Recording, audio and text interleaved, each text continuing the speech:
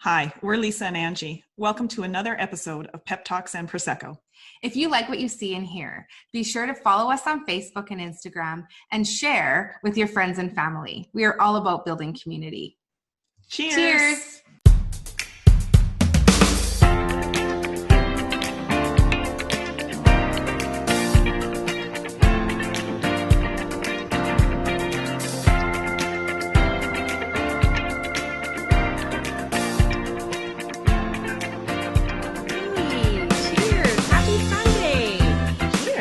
Sunday to you. Another wonderful day to be sipping Prosecco. Such a wonderful day, and I am super excited because I am just thrilled to have our guest on Pep Talks and Prosecco today. It's Britton Houdek. She is from my town where I live and one of the first people I met when I moved here. She is a social worker and a mental health and addictions advocate.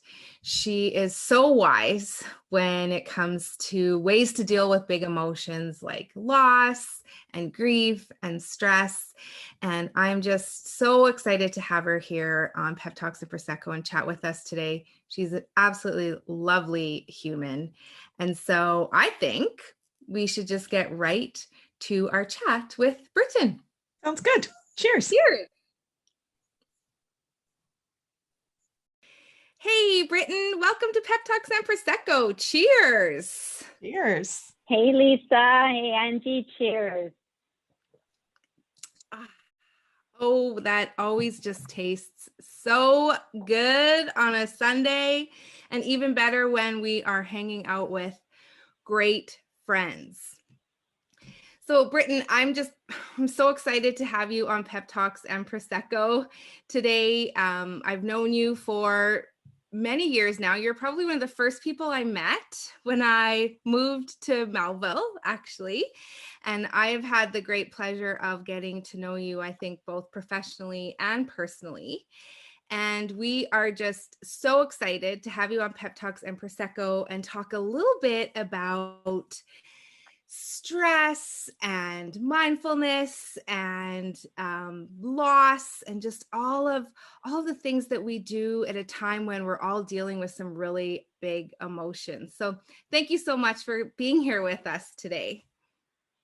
Yeah, of course. I'm so excited and obviously so honored to get to share some airtime with you ladies and talk about some pretty important things. Britton, this is going to be an episode that I know for certain is going to resonate with all of our listeners and our viewers as well. So I think it's really important that maybe we just start at the beginning and give everyone an opportunity to learn about your journey in becoming a mental health and addictions advocate. Yeah, so that journey started for me about 15 years ago when I realized that I wanted to dedicate my career and lots of not just my professional energy, but my personal energy into working in the human service field and supporting people's understanding and guiding their attention towards their mental well-being, whether it be diagnosed mental illness or taking care of your personal mental health day to day. So I am a registered social worker from the University of Regina, and I've had a pretty vast set of experiences that have led me to where I am today, from working overseas in the human service field to remote northern Saskatchewan to where I have settled now in rural southern Saskatchewan. So something that really guides my journey and is a principle in how I work is the idea that one simple conversation or a simple set of knowledge or new understanding can really change the trajectory of someone's mental well-being. So for me, every day when I set forth to work or even just wake up in the morning, I think about how my ability to listen to someone or be empathetic to their situation stand alongside them through connectedness can change the trajectory of how they feel about themselves and their place in the world. Love that. You know, I recently heard you speak at a conference, a virtual conference, Britton, and we talked a bit about loss and how we all kind of experience loss in some way, whether it be a loss of a loved one or loss of a job. And I think even right now, I think many of us maybe are mourning the loss of what the world looked like before we were in this pandemic. So I'm wondering if you can talk to us a little bit about why processing these big emotions, the emotion of loss, is so important. Yeah, and I think you're so right when you say we all experience loss in some respect, some big losses, some small losses, but collectively as families, as workplaces, communities, as a global community, we are all experiencing a sense of loss of something through the pandemic. You know, loss leads to grief. Grief is a huge emotion with incredible complexity. You know, there's lots of underlying emotions in grief: anger, bitterness, sadness, resentment, denial, you know, and those emotions, while they are so very important to feel, you know, last week Kelly said in her chat with you guys, we need to feel the emotions. And that's so true. And processing big emotions is so important. We need to feel them, but there's also the steps before that. Recognizing what we're feeling. So recognizing what we're feeling is loss. That we are in sometimes a process of grief. Accepting that for what it is, and then truly allowing ourselves to feel the emotion. You know, that 3-step process of recognizing, accepting, and feeling is ever so important. What happens when we deny ourselves the opportunity to feel grief or identify something as grief is those feelings can be the feelings of anger, of denial, resentment, bitterness, these negative emotions can become like a toxin, or I often say it feels like a tar or a sludge. If you've ever walked through a big mud puddle and it all dries on your pants, I think we've all done that. And it's whether you're a child or an adult, it has happened. And I think those negative emotions can become a tar or a crust, and they really start to impact who we are. They start to impact how we interact with the people around us and how we interact with the world and our view of the world. So processing big emotions is so important. Yeah, there's a complexity to it in first being able to recognize those big emotions and be willing to admit that that's what we're feeling.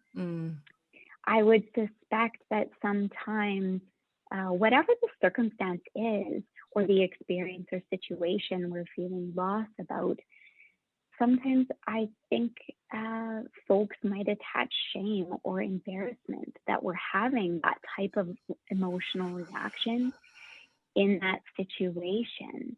So, you know, I share an example with you guys.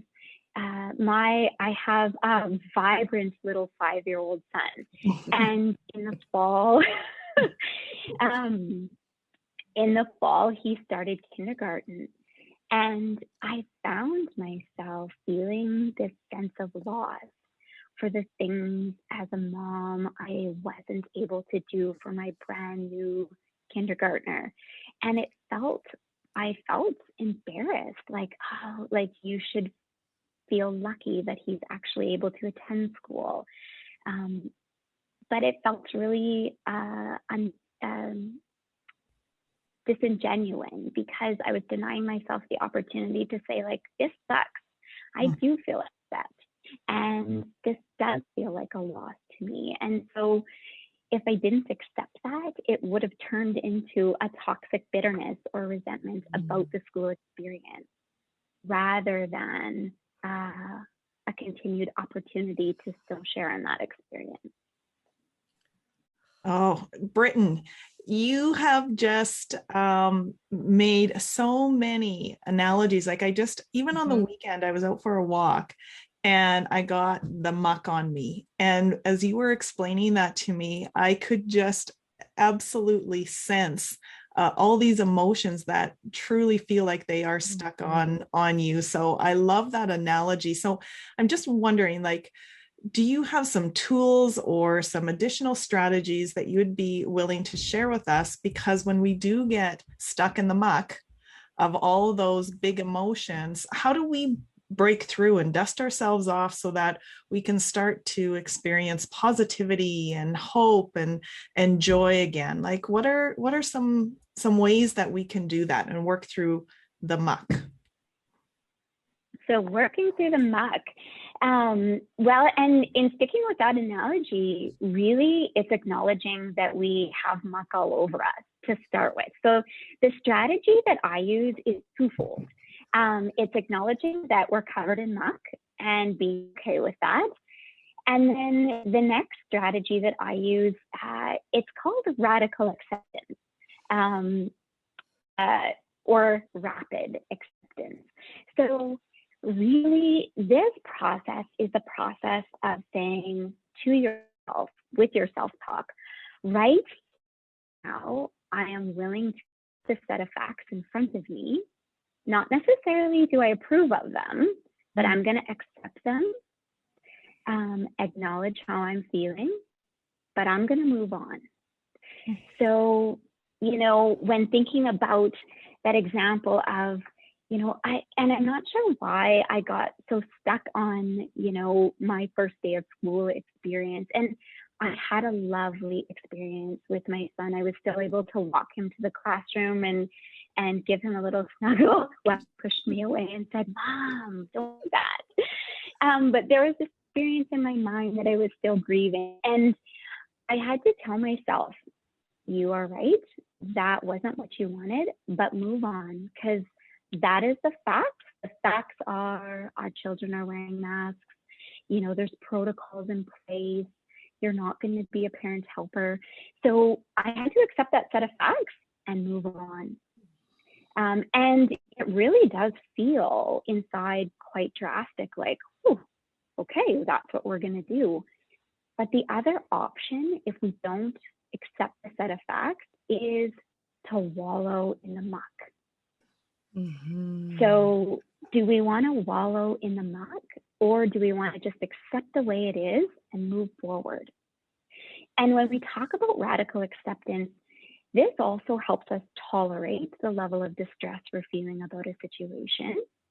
And it helps protect us from keeping that pain that we're feeling keep it from turning into deep suffering. So instead of that muck of feelings dragging with us day after day, truly feeling like suffering, we can acknowledge the pain, but move on. And here's the great part: when we move on, it opens up opportunities for us to see things differently in a different lens and find joy where that muck otherwise would have covered it up. I've definitely done some wallowing in the muck. I'm going to admit that right now. Yes, and I think we absolutely all have. I kind of think about radical acceptance as being, for any sports fans, like the TSN turning point in a big game. It is that shift that takes you from wallowing to opportunity, feeling hope, feeling like you can do it. And when we feel hopeful, our eyes are open to the good in a situation. Our eyes are open to that positive set of facts before us. it's just such a different mindset to move forward with. I think you make such an important point when you talk about how many of us try to prevent ourselves from feeling the suckiness or feeling those negative emotions. And so I just love, embracing the suck, acknowledging that you have the muck on your pants and then moving on. I think that that's such an important strategy and tool, because I don't think many of us do that because we feel shameful, as you said. So important. For sure. Another feeling that, or something that I think many of us experience in addition to loss, or another big emotion that many of us experience, is stress, the S word. The I don't know. word. Yeah. The S word. And you know what? I think you would agree that stress is a healthy emotion, and it's a healthy feeling for us to experience at times. But sometimes, again, I think if we're going to continue on this same analogy, I think we can get stuck in stressful situations as well and wallow in the stressful times. And so we're wondering, do you have some strategies or some ways that you can help our community deal with stressful situations, and maybe implement some strategies that increase our mood and get us back to a more mindful state? Absolutely. So, and you're so right. The muck can be loss. The muck can also be stress. And just further along that analogy, if you can imagine coming in the house with a pair of mucky pants and trying to go about your day, that muck would be everywhere. If you hugged your partner, your children, if you went to the kitchen, you are slopping that muck all over the place. And the same goes with stress. When we're carrying high levels of stress with us, it's washing onto all the different aspects of our life. So coping and dealing with stress is so important. Again, for me, the plan to deal with stress is twofold. So the first part of dealing with stress is really about knowing yourself, taking time to know for yourself what causes me stress and which coping strategies work best when I'm stressed. So for me, if I've got a lot on the go at work, maybe some big projects, big initiatives, and my brain is really full, feeling really stressed, I know that the strategy that works best for that is going on a long bike ride or going on a run. I know it's got to be physical activity to clear my brain out. I know that for me, if stress is coming from a feeling of disconnection, what's going to work for me is reconnecting with people. So really that first strategy is, again, and you guys talk lots on the podcast about vulnerability, but kind of cracking open that hard shell inside or on the outside and asking yourself, dissecting, what am I like when I'm stressed? What are my cues that I'm stressed? And what works in certain situations and what doesn't work? So that's kind of the first really important part, is knowing yourself and knowing how you react to stress. The second part of that is, and I feel like through the pandemic, this has been plastered on social media and Instagram and across commercials, but it truly is the basics of taking care of yourself. So proper nutrition, fueling your body right most of the time. I love sweets and pastries, so I do indulge, and that's okay. So fueling your body right, eating between the lines, as I say most of the time, hydrating yourself well, getting good rest. And then the other pieces to that are saying no, setting boundaries. So clearing things off your plate that are causing you added stress. taking time to clear the plate and do only what's necessary. Pay attention to your self-talk. So what are we telling ourselves about ourselves? What are we telling ourselves about the world around us?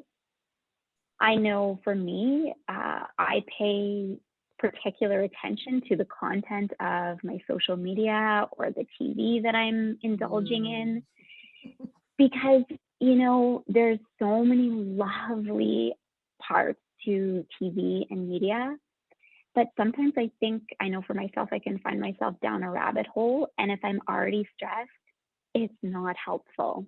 You know, it's not helpful to go on Instagram and see all the awesome pictures of crafts people have done with their kids. And I'm like, I barely got pants on today. I can't do that. So, you know, just to that. Really, yeah. Cheers to that. You know, just being so mindful about what are we filling our content with. And sometimes we need to tune out and turn off to really tune in to ourselves. And the other thing that is so very important is to do things that bring you joy. I have to tell you, and I'm not sure if I'm the only one, but I do find that I am of the few left that still make phone calls. And what truly brings me joy is to phone people and talk to them on the phone. And actually, my parents the other day said, we're going to get rid of the landline. And I was like, what? You can't get rid of the landline. And they said, you are the only person that calls it. But so, you know, finding those things that bring you like deep joy in your heart, whether it's reading stories with your child, taking a minute to feel the cool breeze on your cheeks, or calling someone, hearing someone's voice. Fill your day, your time with joyful things. And that is how you're going to get through stress. Because it's always going to come at us. There's always going to be, you know, stress that comes through our lives in waves, sometimes big, sometimes small. And really, it's like sunscreen. Before we go in the sun, we apply sunscreen. When we're getting stressed, or if we know we're going to be experiencing increased stress, we apply coping. Find joy and increase coping. So I am so curious, Britton, because your level of self-awareness is, I'm jealous of how high it is. I'm enviable of it. And I crave to have a level of self-awareness that you have. And you know that Lisa and I spend a significant amount of time around building habits and habit formation. And so I'm just wondering if you would share with us a little bit about how you have built some of these habits, you know, that align with self-awareness that really contribute to how you now tackle and manage stress. Yeah, so I have two habits that I have done for a very long time that are like, they're like the cornerstone of my coping. The first one is physical movement. So I commit to myself every day that I'm going to spend half an hour doing something physical. No commitment to the level of intensity. Sometimes it's walking the dog outside. Sometimes it might be running on the treadmill. And I know for myself that both physically that keeps my body healthy and mentally it keeps my mind strong. You know, at the end of physical activity, I feel physically and mentally refreshed. Oftentimes it's outdoors, so I've engaged my senses. I feel more grounded because I've gotten fresh air. In the wintertime, listen to the wind whip around, and in the summertime, listen to the birds. So it really, that's a habit that is just ingrained, and that's what I do. And that's something I reach to on difficult days. You know, on a difficult day, you might To be honest, some days I ride my bike to work, which is a 40-kilometer bike ride, because I know that I need that mental preparation, or I need to clear that much mental space for the level of stress I'm going to experience. So I kind of use it as a gauge. How much physical exercise do I need to do to get through? And then the second thing that I do is, and I've done this, since I was a late teen, early adult, young adult, when stress starts to feel really big and things might feel out of control or quite challenging because they have lots of moving parts, I find myself, and I don't know if people in my community ever notice that I do this, but they might be like, oh, wow, that's a touch odd. But sometimes you might drive by and see me just standing on my doorstep. And really the practice is I find the moon or I find the sun. And I remind myself, and it really is a very simple mindfulness activity. And I find the moon or I find the sun, and just grounding and seeing the moon or the sun helps me recognize and realize that, all of us can look up and see the moon or the sun at the same time together. We are all interconnected, and that I am not alone. And I've spent a lot of time overseas, and the practice of finding the moon or the sun has been so integral in helping me maintain that feeling of connectedness when I have felt alone or really distant from people. So, I have a physical habit. I also have a mindful meditation habit that I do. So if you ever drive by and I'm standing on the doorstep, it's a cue that things are a bit chaotic and I'm trying to ground myself. Good to know. So I know if I see you on the highway or I see you on your front step, you're carrying some big emotions right now. You got it. You got it. So, yes. My husband always knows, like, if I say I'm going to be biking to Esterhazy, oh, it's been a long day. Indeed.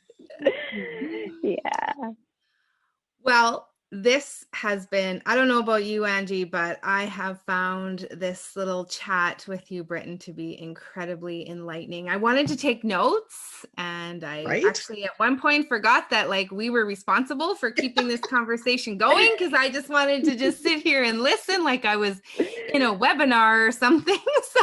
So this has just been so awesome. And we hope that you would be willing to do a little thing we like to call wind things up before we wind things down, Wotherwill style. Are you in? Yeah, I'm in. Okay, so we have 10 questions that we've prepared for you, and you have 60 seconds to answer them. Do you think you can do it? Sure can.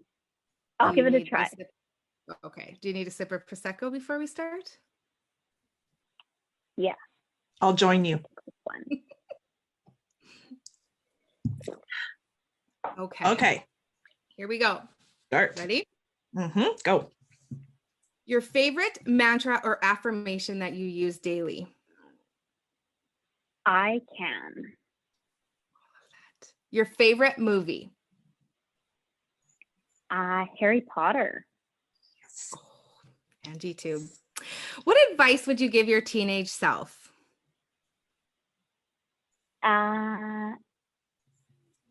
Don't take yourself so seriously. Bucket list destination. Ooh, well, I would love to go to the Galapagos Islands. Yes. Nice. Yes. You talked a lot about joy. What brings you joy, Britton? What brings me joy? Reading stories with my son at night. The quiet time where we share stories. I love that. Your favorite song? Oh, I'm not really a music person. I hate to admit that, but I do love a good Dance Mix 95 pump up jam. Yes. Yes. So Yes. that category. Yes. How about a pet peeve? Oh, eating peanut butter or jam out of the jar with a spoon. Very specific. What is a bad habit that you just can't shake? Oh, snacking in bed. You listed a couple of great habits. Which one is your favorite? Spending time outside. Mm-hmm. Who inspires you? My mom. Aw. Yeah. Nice. How do we do? Well, I mean, we're done. We're done. We did it in, like, I mean, your answers were beautiful. And so you took double the time, but it was double the joy with all your answers. So I feel like it's a win-win. Okay. Yeah, and I keep forgetting that it's like supposed to be timed, and I like wallowing or soaking up your answers, and then like, oh yeah, this is supposed to be timed. So very well done. Well, once again, Britton, I think you're absolutely lovely. You have shared so much wonderful wisdom with us today. So thank you so much for joining us on Pep Talks and Prosecco. This has just been an absolute thrill. Well, you're welcome. It was so amazing. And I'm absolutely honored to get to chat with you guys. So thank you for having me. Cheers. Cheers. Cheers, ladies. All right. I could just listen to Britton talk like for hours. Just even how she speaks is just so calming and reassuring. And I think for me, Lisa, what I appreciated most about this interview was she kept things so basic and simple, and gave ideas and suggestions and strategies and tools that you could implement within the next 5 seconds. Yeah. And yet they're small. They would have such big impact on your life if you implemented those as daily habits. And I keep going back to 2 things that really have remained with me. And that first one is that analogy around the muck and how she portrayed that with regards to the big emotions. And then also how she shared that with regards to stress as well. That has just resonated with me profoundly. And the other piece that, and you and I, we work lots with our clients around this. We focus a lot of our workshops around this, and this is messaging that we do continually. But just to hear her speak, it was just further affirmation it is so important to have a high sense of self-awareness. And once you have that, it just opens up so many other strategies and tools and resources that you have access to, and how you navigate and make your way through life. And like I said to her in the interview, I'm envious of how high her self-awareness is, but now I'm motivated and I'm inspired by her for me to keep working on my own personal self-awareness. So Britton, thank you so much for spending your Sunday with us. We loved every single moment, and we know for a fact our listeners are going to think that this is an amazing episode as well. Cheers. Cheers.